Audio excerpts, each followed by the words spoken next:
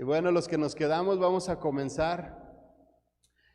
Vamos a comenzar con esta segunda parte o la segunda mitad del tema de la epístola a los Efesios. El tema a tratar es la conducta de un cristiano, pero de a de veras, de los verdaderos, de los nacidos de nuevo, no los que solamente dicen soy cristiano porque voy el domingo. No, un cristiano que de a de veras es todos los días, de lunes a domingo, cada día de la semana, cada minuto de la semana. Efesios 4:1, quisiera que me acompañaran ahí, por favor.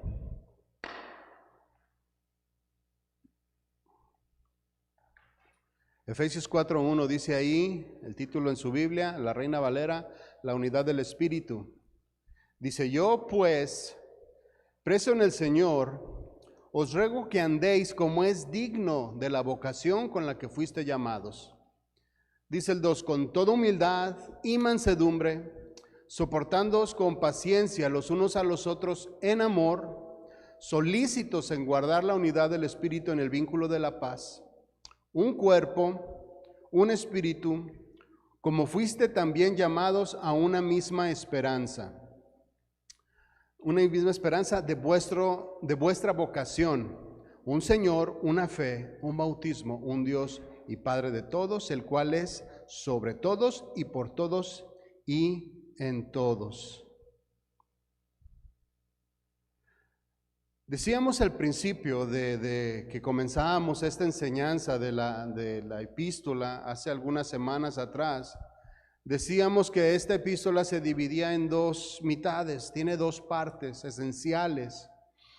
Decíamos que tenía su parte doctrinal, que viene siendo 1, 2 y 3 de la epístola, los capítulos 1, 2 y 3, y la parte que es práctica, que viene del 4, 5 y 6. Comentábamos de lo importante que es tomar en cuenta esto, ¿no? Y es importante tomar en cuenta este punto. Nos sirve para nuestra vida cristiana, para nuestra vida diaria. Es importante señalarlo, y quisiera señalarlo un poquito más abundantemente. Entonces, para que haya una vida cristiana balanceada, ustedes saben, ¿no? ¿Qué pasa cuando se sale uno de balance? Yo cuando estaba niño jugaba en las banquetas, me subía en las banquetas o en las bardas y me balanceaba. No sé cuántos de ustedes lo hicieron. Pero cuando me salía de balance, para abajo, me caía, ¿cierto? Cuando no estamos balanceados en nuestra vida, nos caemos, tenemos problemas. Tenemos consecuencias negativas cuando no hay un balance armónico entre nuestra vida cristiana en cuestiones de conocimiento y también nuestra vida cristiana en cuestiones de cumplimiento, de hacer de poner por obra lo que aprendemos. Tiene que estar en armonía. Si tú y yo solamente nos enfocamos en un solo punto, vamos a estar desbalanceados.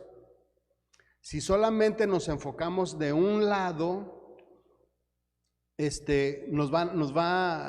vamos a traer problemas, vamos a acarrear problemas, va a haber consecuencias negativas en nuestra vida. Eso es una realidad. Si una persona que se convierta a los caminos del Señor y empieza entonces a estudiar, pero se enfoca en puro estudio y nada de práctica, bueno, pues entonces la persona va a caer en negligencia, ¿no? En tener puro conocimiento, pero nada de práctica. Entonces, ¿de qué sirve tener tanto conocimiento si no ponemos en práctica nada de las cosas que conocemos? Si hacemos de esta manera, pues entonces no vamos a ser personas confiables, porque solamente vamos a estar inclinados a una sola cosa. No lo podemos poner en práctica así, ¿sí? Santiago 4:17 dice, el que sabe hacer lo bueno y no lo hace, ¿qué es? Ay, no, no me diga que no se la sabe. El que sabe hacer lo bueno y no lo hace es... híjole, están muy silenciosos. Y el que sabe hacer lo bueno y no lo hace, le es pecado. No me diga que no se la sabía. Todos. Le es pecado. Lo malo no es tener conocimiento. Lo malo es no ponerlo en práctica. Eso es lo malo. Cuando tenemos demasiado conocimiento y no hacemos nada, nos volvemos incluso en personas hipócritas. Y perdón la palabra, pero es cierto. Porque no estamos haciendo lo que conocemos o lo que deberíamos de hacer. Porque conociendo lo bueno nos dedicamos a hacer otras cosas. Entonces, lo malo no es tener conocimiento. Qué bueno que nosotros busquemos el conocimiento y estudiemos y nos esforcemos por alcanzar conocimiento. Pero qué malo es no poner en práctica todo ese conocimiento que vamos adquiriendo.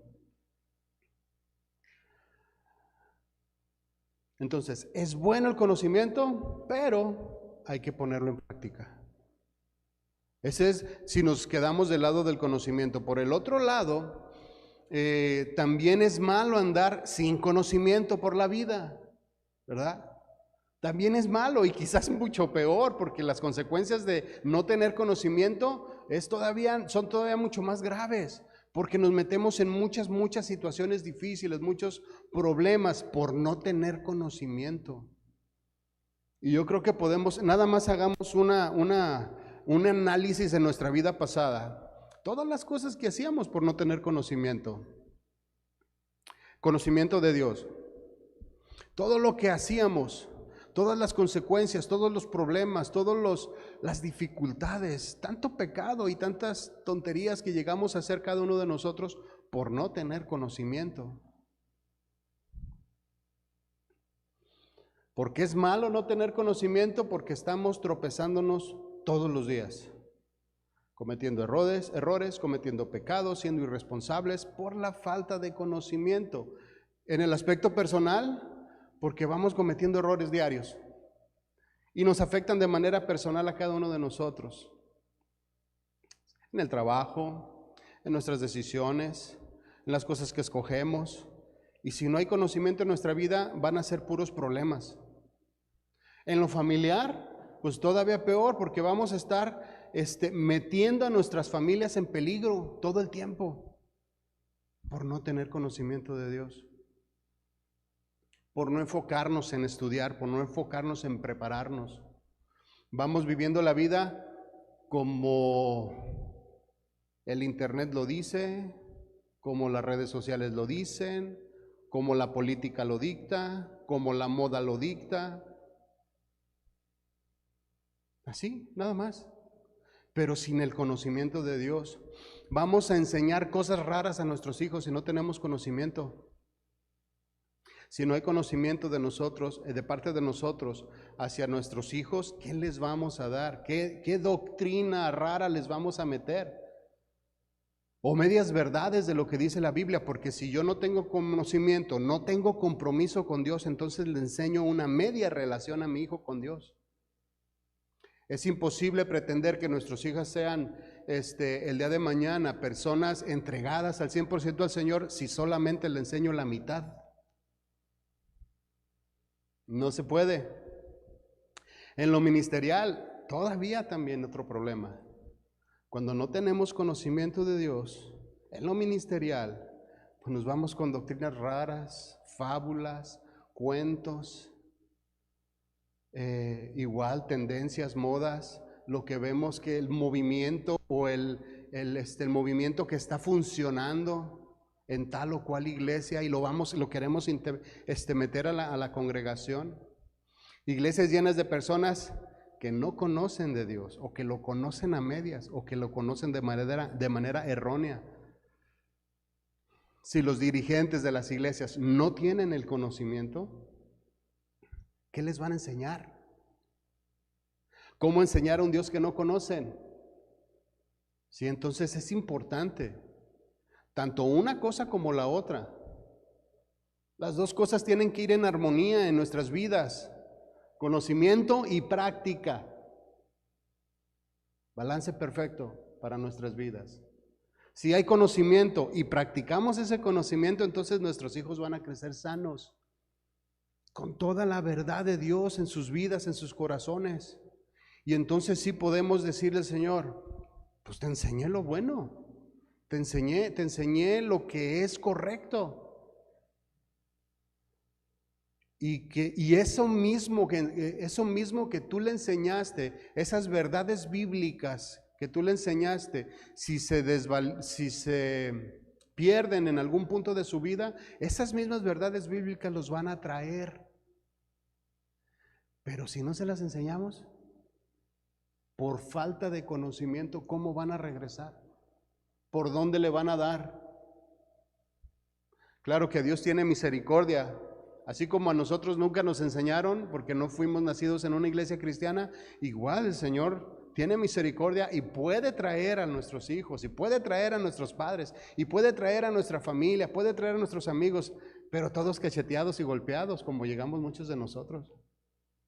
Entonces, si tenemos la oportunidad nosotros de practicar lo que conocemos, pues vamos a hacerlo. Vamos a emprenderlo, vamos a estudiarlo, vamos a hacerlo todos nosotros todos los días. Ya vimos la parte teórica, que eso estuvimos viendo en semanas pasadas en Efesios 1, Efesios capítulo 1, 2 y 3. Ya vimos la parte teórica o la parte doctrinal de la carta. Ahora vamos a meternos en la parte práctica, en hacer. Y creo que la parte práctica es la que más trabajo nos cuesta.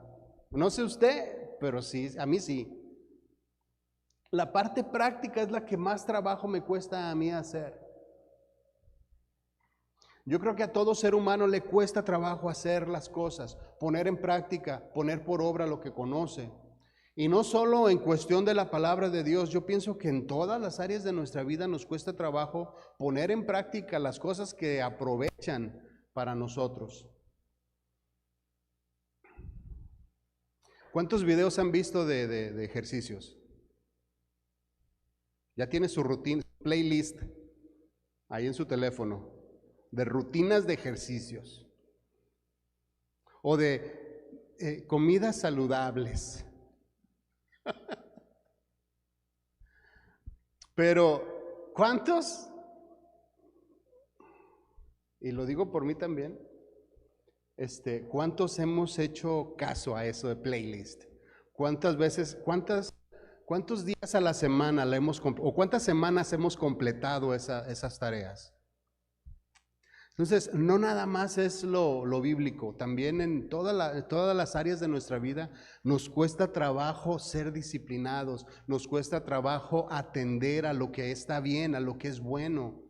Todo lo que es provechoso, cuesta trabajo hacerlo. Todo lo que no tiene ningún provecho es facilísimo. Me decía Ivonne el otro día que vio un video en TikTok o en una de esas redes sociales, que en donde decía la persona, te cambio 1 hora de Netflix por uno de los consejos que te voy a dar yo para que lo hagas y tu vida va a cambiar completamente. Solo 1 hora de Netflix, cámbiala por lo que te voy a decir en este video. Y ya da el consejo. Y decías tú, 1 hora al día. A veces nos aventamos el maratón en Netflix. Las cosas complicadas cuesta trabajo hacerlas. Y eso es algo que siempre vamos a tener, pero hay que esforzarnos. En esta segunda porción de la carta a los Efesios, se nos va a requerir esfuerzo, se nos va a requerir dedicación, se nos va a requerir disciplina. El Señor nos va a requerir obediencia. Que pongamos en práctica las cosas que vamos a estar escudriñando, las cosas que vamos a estar viendo, para que puedan tener efecto en la vida de cada uno de nosotros, porque que no va a tener el efecto si nosotros no lo hacemos. Viendo videos no voy a agarrar condición, ¿cierto? Tengo que hacerlo. va a requerir todo nuestro esfuerzo, todo nuestro empeño para desarrollar en nosotros una vida diferente, para que ya de manera natural dentro de nuestras vidas podamos hacer la obra del Espíritu, que podamos hacer las cosas que son de Dios de manera natural y sin tanto esfuerzo o sin tanta lucha en nuestro corazón, que podamos poner por obra lo que entendemos y lo que sabemos. Y eso va a requerir un esfuerzo mucho más allá de la comodidad, de leer en tu casa o de escuchar nada más una predicación. No, va a requerir levantarse y hacer. Ok, entonces vámonos ya a Efesios 4:1. Vamos a leer ahí.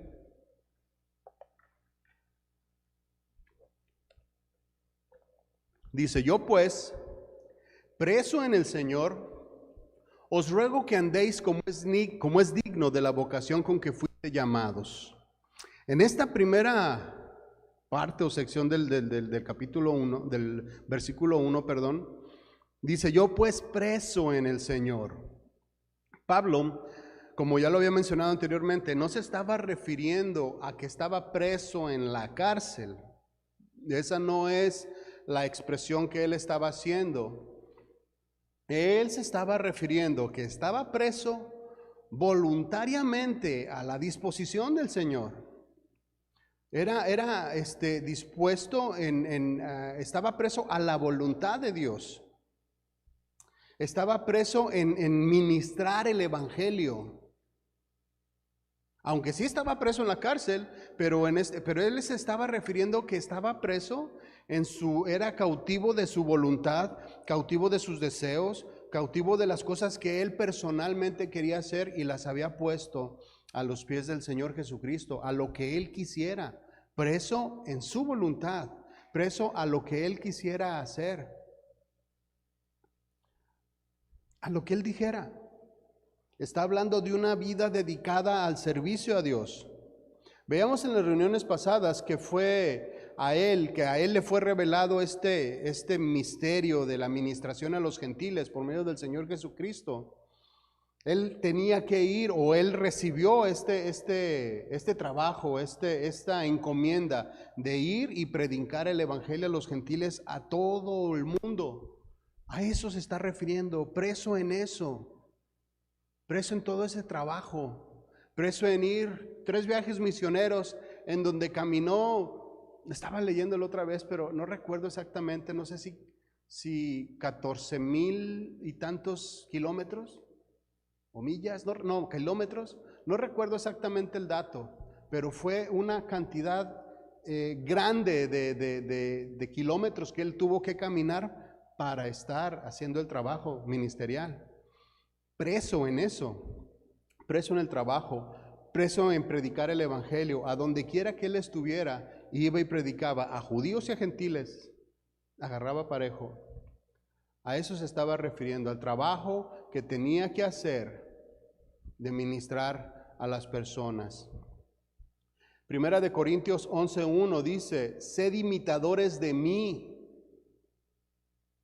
así como yo de Cristo. ¿Cuántos están dispuestos a ser presos por el evangelio, así como él lo era? Dice: ser imitadores de mí, así como yo de Cristo. El apóstol, refiriéndose, o haciendo énfasis en este punto, estaba preso en eso, en imitar los pasos de su Señor, en imitar la santidad, en imitar la dedicación, el trabajo, el esfuerzo, el dar su vida por las ovejas. En eso estaba preso. Esta expresión de estar preso en el Señor Jesucristo nos habla de una vida, como decía, dedicada al ministerio. Habla de relación. Habla de adquirir conocimiento por el estudio. Habla de obediencia, de las cosas que se aprenden. Habla también de la predicación del evangelio a todas las personas en el caso de él, que iba y predicaba, pero en el caso de nosotros, habla también de predicación a las personas que estén a nuestro alrededor, quien quiera que sea esta persona. habla de un sometimiento a la voluntad, o sea, la voluntad de Pablo sometida totalmente a la voluntad del Señor, lo que él quisiera. Estar preso nos habla de una vida consagrada a Dios. Y la expresión donde dice ser imitadores de mí, que acabamos de leer, ahí se está refiriendo a nosotros, a ti y a mí. Nos está haciendo la invitación, imitarlo a Él, pero así como Él está imitando a Cristo, ser preso también nosotros del Señor Jesucristo. Fíjense, en los capítulos pasados estuvimos viendo que fuimos escogidos, que fuimos adoptados, que fuimos bendecidos con toda bendición espiritual en los lugares celestes. Bueno, pues después de haber recibido tanto de parte de Dios, a ti y a mí nos toca obedecer, ser imitadores, ser esclavos por amor de Él. Nosotros ahora nos toca estar presos también a su voluntad, a la voluntad del que nos salvó. Romanos 12:1, acompáñame ahí.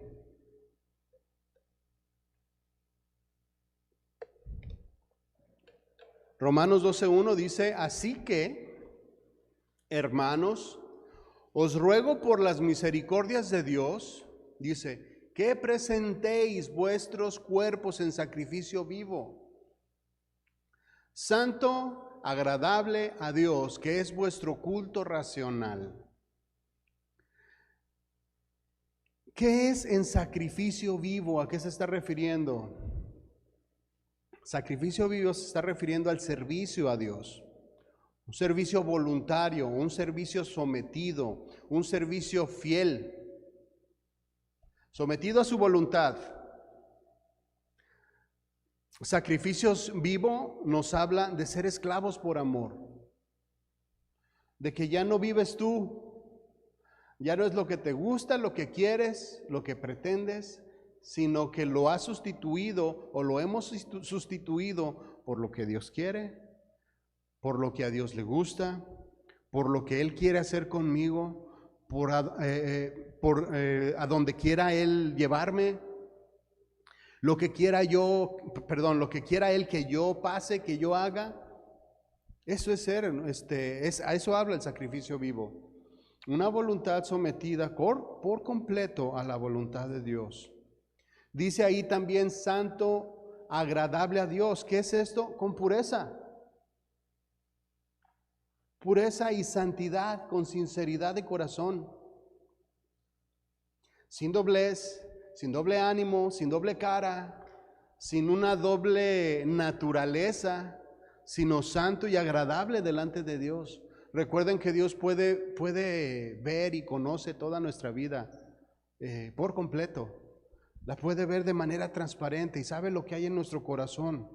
Y sabe si lo que estamos haciendo nada más es para taparle el ojo al macho, o como a veces los jóvenes hacen para sacar un permiso. No hagan eso, jóvenes. Para sacar un permiso. Pero el Señor conoce nuestro corazón.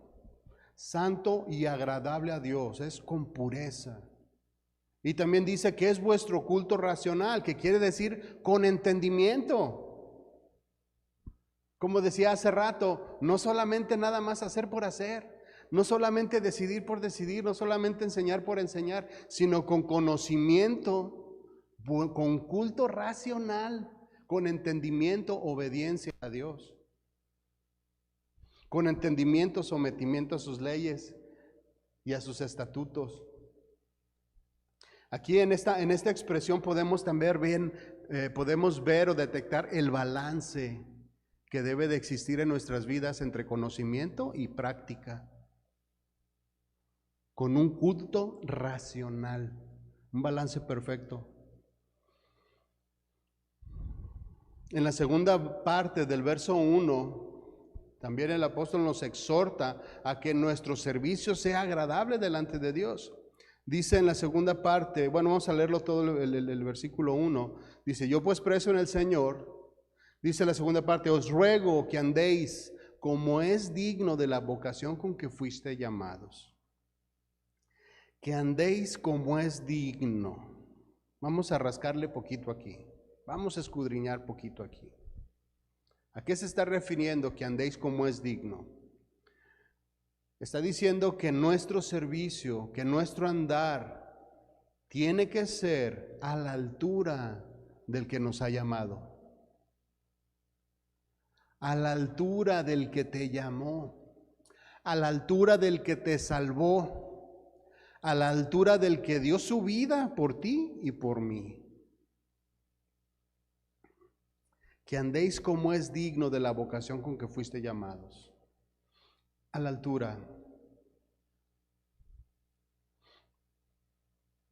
A la altura del llamado que el Señor nos hizo a cada uno de nosotros. Esto habla de comportamiento, habla de entrega, habla de obediencia a Dios.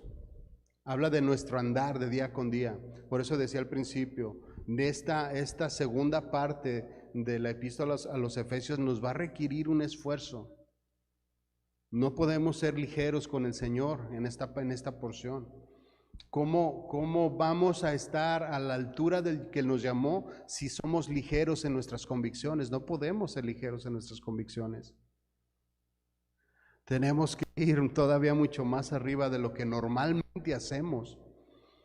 La vocación, también habla de la vocación con que fuimos llamados. ¿Qué es la vocación? Y la vocación se está refiriendo a la inspiración que Dios tiene para cada uno de nosotros, a la inspiración del llamado, lo que nos va a entregar, lo que en el futuro nos va a dar o lo que nos ha dado. La inspiración del llamado de Dios en nuestras vidas. La segunda parte de este versículo 1 nos está diciendo que nos comportemos a la altura del llamado que Dios hizo a cada uno de nosotros en el área en la que quiere que funcionemos. En el área en la cual nosotros o cada uno de nosotros va a servir o está sirviendo. Y esto no solamente se refiere al servicio en la iglesia. Él nos está llamando a que nos conduzcamos de manera ejemplar en todas las áreas de nuestra vida. O donde quiera que Dios te ponga para servir. O donde quiera que estemos sirviendo. Este versículo nos está diciendo que nos manejemos, que nos conduzcamos, que nos comportemos de manera ejemplar según la estatura del que nos llamó. Más adelante, que lo vamos a estudiar la próxima semana, pero quiero mencionarlo. Más adelante en el versículo 11 y el 12 dice, y él mismo constituyó a unos apóstoles, a otros profetas, a otros evangelistas, a otros pastores y maestros, a fin de perfeccionar a los santos para la obra del ministerio, para la edificación del cuerpo de Cristo. Esto lo dice más adelante, 11 y 12. En ocasiones tú y yo pensamos que este llamamiento o la altura al llamamiento al que tengo que dar una respuesta se está refiriendo a este llamamiento. Cuando seamos pastores, cuando seamos maestros, cuando seamos esto o aquello en la iglesia. Y no solamente es este el llamamiento en el cual tenemos que comportarnos a esa altura. No es hasta que seamos llamados por Dios en alguna área del ministerio. No es así, no se está refiriendo a que seamos buenos o que seamos, ¿cómo decirlo? A que seamos íntegros cuando lleguemos al ministerio. No, es en toda nuestra vida. A veces pensamos, ya que sea pastor, me consagro, ya que sea maestro, me consagro, ya que sea un evangelista, entonces voy a comportarme a la altura del llamado. No, no es de esa manera. Dios no llama solo a pastores o a evangelistas o a maestros para esparcir su palabra en todas partes del mundo. El Señor también llama a papás, llama a mamás, llama a hijos, para que hagan la obra del ministerio. Ese también es un llamado de parte de Dios. Ese también es un ministerio que nosotros podemos estar desarrollando en la congregación. Y también nos tenemos que comportar a la altura del llamado en todas nuestras áreas de nuestra vida. El hecho de que no tengamos un ministerio o encargados de un ministerio no quiere decir que no tengamos que estar a la altura del llamado. También podemos serlo cuando somos papás, cuando somos mamás. Hay muchos más papás y mamás que pastores en el mundo o que profetas en el mundo. Entonces, el alcance de nosotros los padres sobre las futuras generaciones es mucho más amplio, es mucho más extenso. Entonces, tenemos que estar a la altura del llamado también aquí. Y también llamó a plomeros, a carpinteros, a pintores, a maestros de escuela, policías y hasta políticos, uno que otro. Y a cada uno de ellos debería de comportarse a la altura del llamado. ¿Para qué? Para ser ejemplo de la grey de Dios, como lo dice aquí el versículo que acabamos de leer, a fin de perfeccionar a los santos.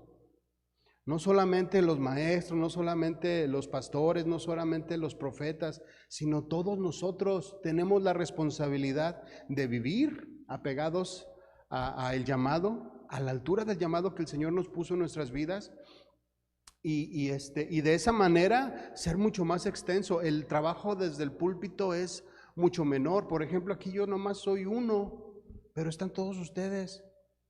El alcance de todos es mucho mayor que el alcance que yo puedo hacer ahorita. ¿Sí me explico? Entonces, no esperemos a que haya una posición dentro de la congregación para comportarnos a la altura del llamado. Vamos haciéndolo desde el día de hoy. Vamos haciéndolo desde el día de hoy. Comportarnos a la altura como papás, comportarnos a la altura como mamás, comportarnos a la altura como hijos, como empleados, como patrones, sea cual sea el área donde cada uno de nosotros se desempeñe, comportarnos a la altura. Ese es el llamamiento que el Señor nos está dando. A ese es a lo que cada uno de nosotros debe de aspirar. En el verso 1, Pablo nos está exhortando a tener una vida diferente, una vida ejemplar, un comportamiento diferente. En los versos del 2 al 6 nos dice cómo hacerle, qué características debe de tener nuestro comportamiento, cómo debemos nosotros de ser, de funcionar, las cosas que debemos de practicar. Y las encontramos desde el 2 hasta el 6. Vamos a leer. Efesios 4:2. Empieza diciendo, con toda humildad y mansedumbre. Comportarnos a la altura del llamado, dice, con toda humildad y mansedumbre, soportándonos con paciencia los unos a los otros en amor. Primero menciona la humildad. ¿Qué es la humildad? El comentario bíblico que estaba leyendo dice que la humildad ha sido llamada la primera, segunda y tercera esencia de la vida cristiana. Así de importante es la humildad dentro del cristiano, dentro de ti y dentro de mí, dentro de cada uno de nosotros. Así de importante. La primera, la segunda y la tercera esencia de la vida cristiana. La humildad, de acuerdo al diccionario, es no tener un concepto más alto de nosotros mismos. No tener un concepto más alto de lo que yo soy. La humildad habla de reconocer nuestras limitaciones y también nuestras debilidades, que también las tenemos. Eso es humildad. Un sinónimo de humildad es modestia, sencillez, recato, también moderación. El ser humilde no es sinónimo de una persona fracasada o de falta o una persona que no se esfuerza, porque aquí dice que que tenemos que estar conscientes de nuestras limitaciones y nuestras debilidades, pero esto no quiere decir que no podemos esforzarnos, no quiere decir que no podemos alcanzar. No quiere, el ser humildes no quiere decir, pues no puedo porque tengo limitaciones, no puedo porque pues, tengo debilidades. Entonces, no es sinónimo de decir no puedo, no es sinónimo de decir no sé cómo hacer las cosas o no puedo hacer las cosas. Entendamos que hay debilidad, pero también tenemos al Señor de nuestro lado, ¿no? Es el que nos hace fuertes en medio de la debilidad, es el que nos hace fuertes en medio de la angustia, en medio de las necesidades. Peleamos al lado de Él, o Él pelea por nosotros muchas veces todas nuestras batallas. Entonces, la humildad como cualidad nos habla de esto, de ser tranquilos, de no tener un concepto más alto del que nosotros tenemos de nosotros mismos, el ser sencillo, el ser recatado, modesto. También habla de mansedumbre. ¿Qué es la mansedumbre? Bueno, ahí decía el diccionario, la condición de ser manso, o sea, tranquilo. Sinónimos es docilidad,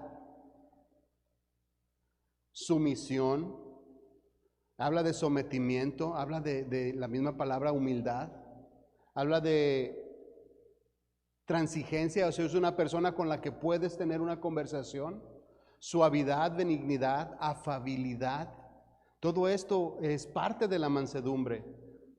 Habla de ser dulce, de ser tranquilo. Estas dos juntas, porque dice aquí que tenemos que ser mansos, que tiene que haber en nosotros humildad, con toda humildad y toda mansedumbre, ¿cierto? Entonces, estas dos cosas juntas, la humildad y la mansedumbre, deben de ser distintivos en la vida de cada uno de nosotros los cristianos.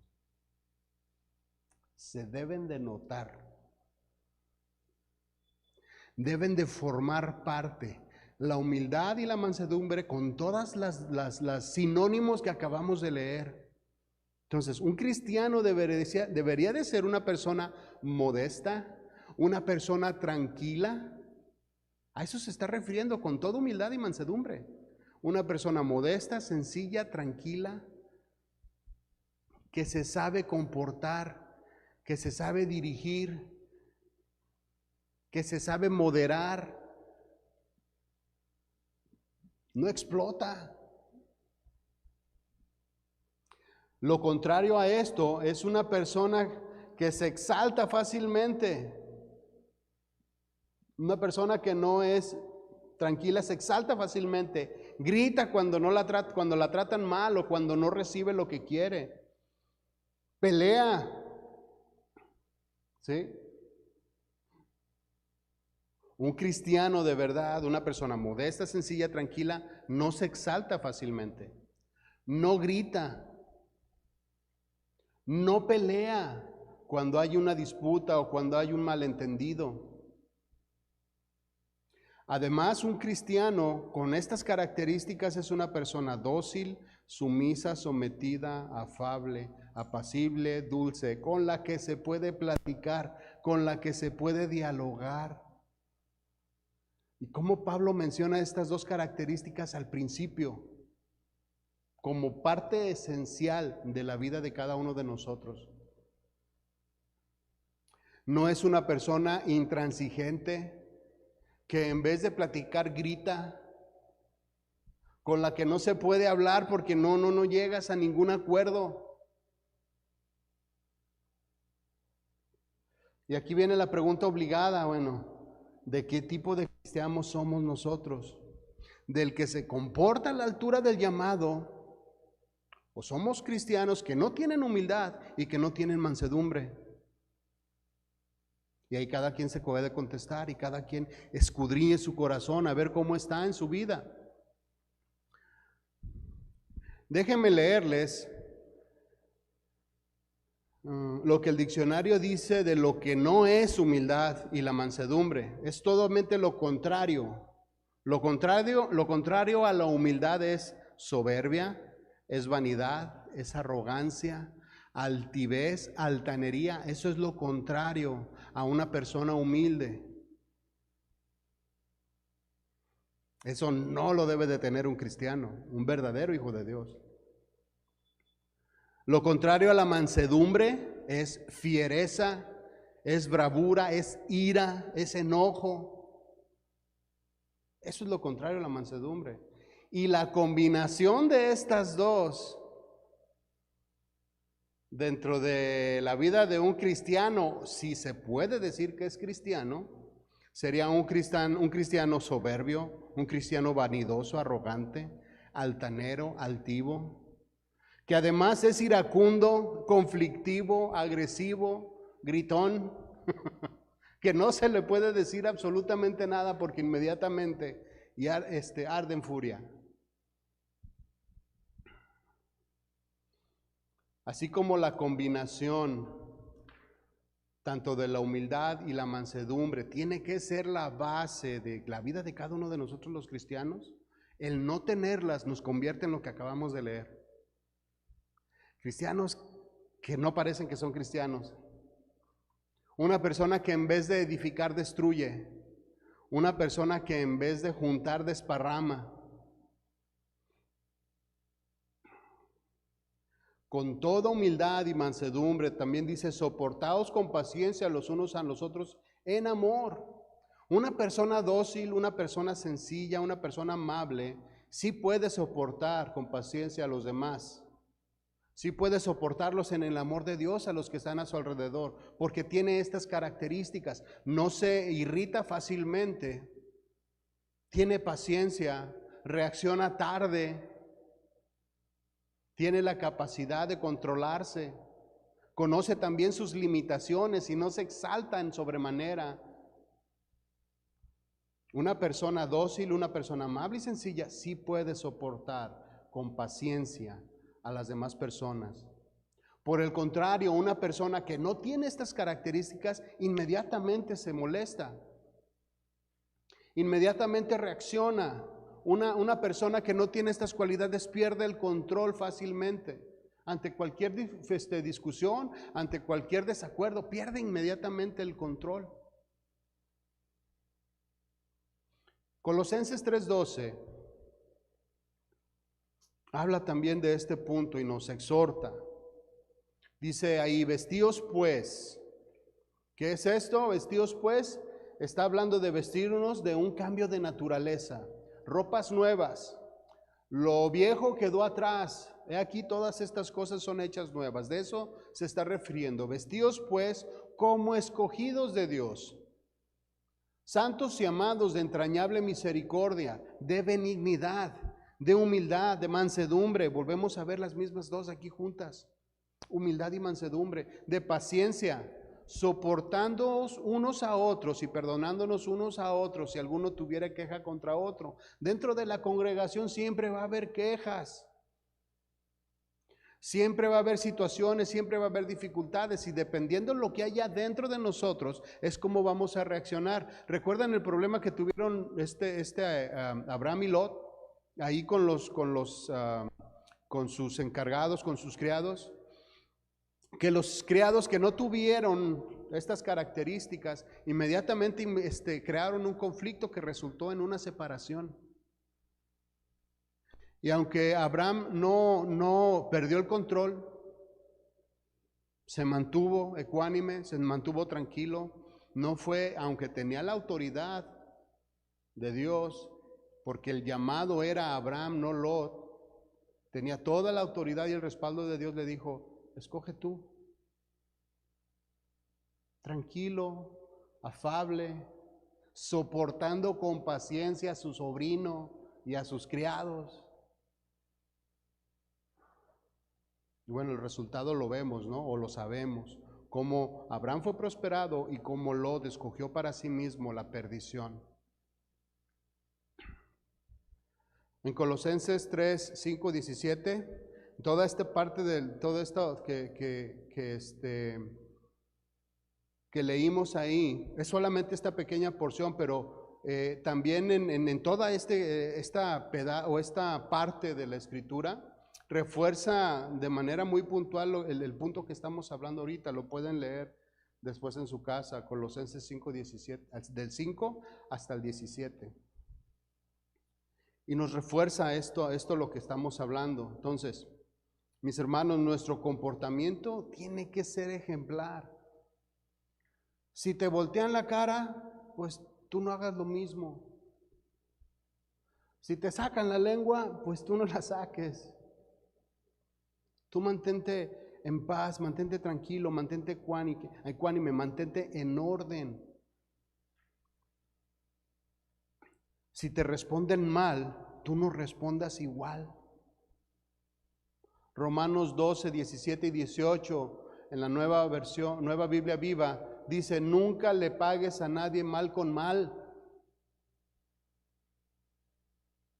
Nunca, porque nos vamos a volver iguales que el que nos agredió.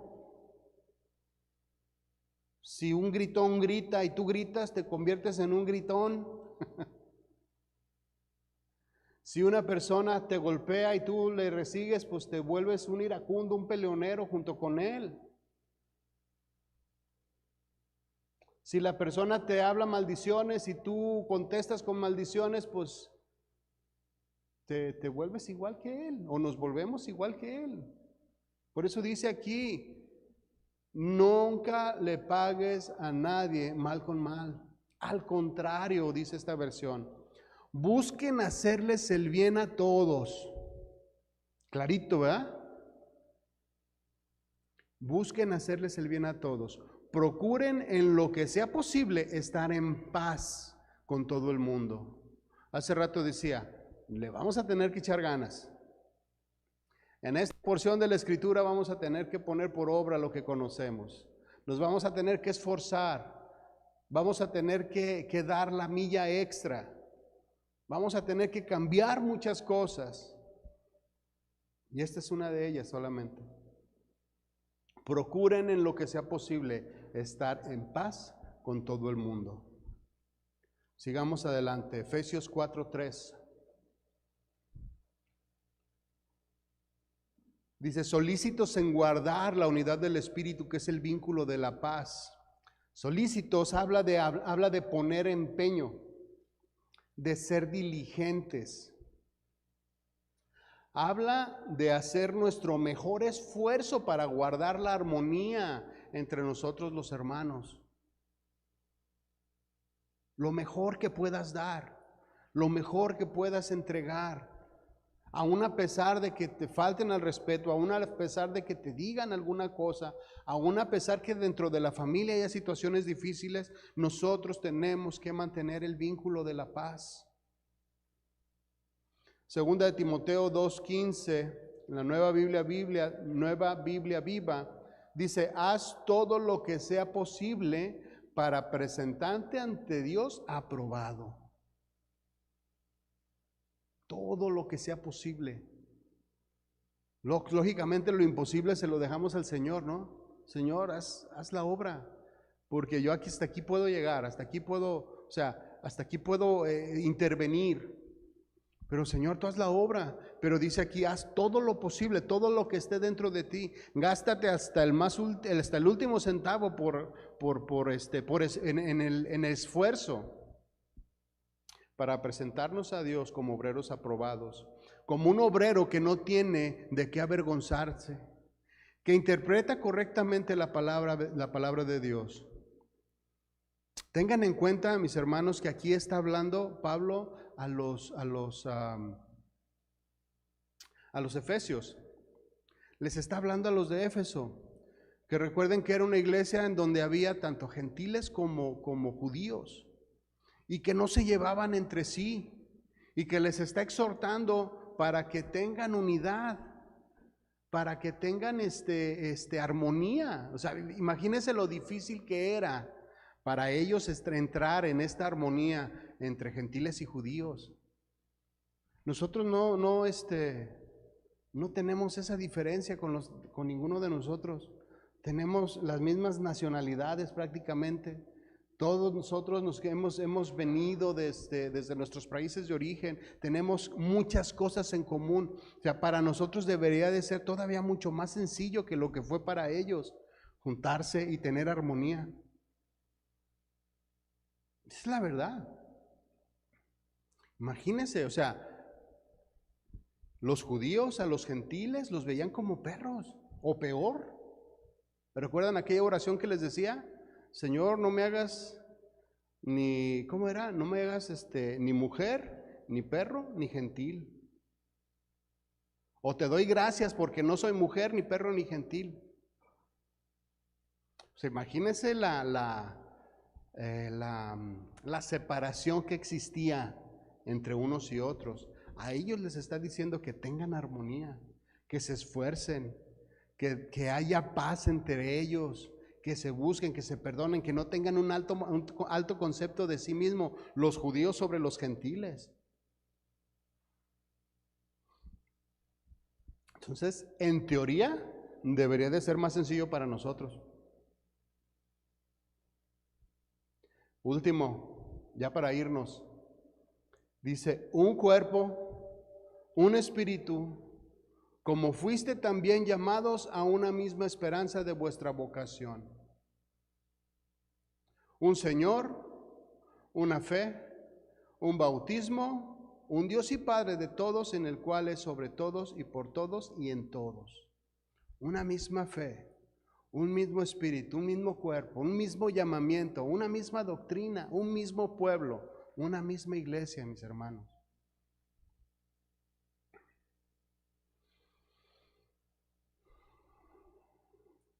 Para cada uno de nosotros es esta exhortación de que pongamos por obra lo que conocemos, de que nos esforcemos a que lleguemos al vínculo perfecto de la paz, de la armonía.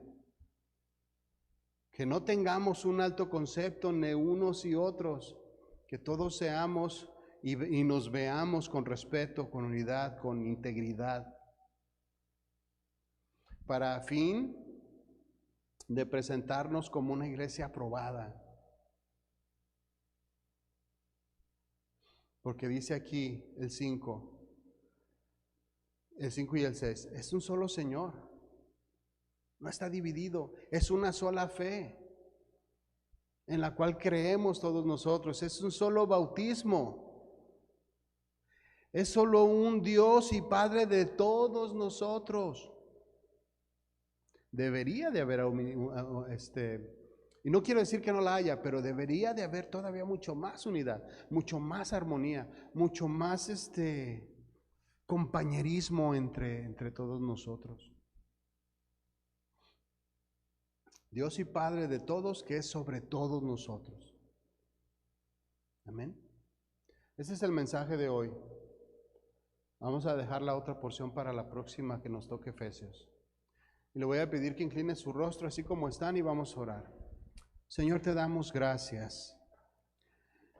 Gracias, Señor, porque tú nos exhortas y porque tú nos ministras, Padre Santo, a que haya unidad, a que haya humildad, a que haya transparencia, a que haya benignidad entre nosotros, que seamos afables, que seamos apacibles, que nos toleremos, Señor, que haya armonía entre cada uno de nosotros, con modestia, con sencillez, con recato, con respeto, Señor.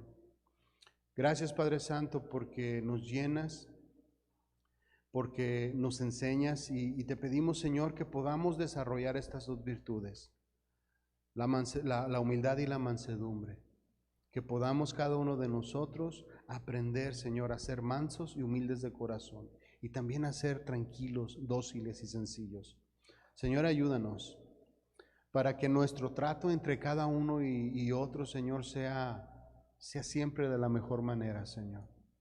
Para que de esta forma podamos crecer en amor, en armonía y en unidad, Señor. Te damos gracias, nos ponemos en tus manos y que en todo tiempo, Señor, todo lo que vayamos aprendiendo lo vayamos poniendo por obra en nuestras vidas, Señor. Te damos las gracias en el nombre de Jesús. Amén.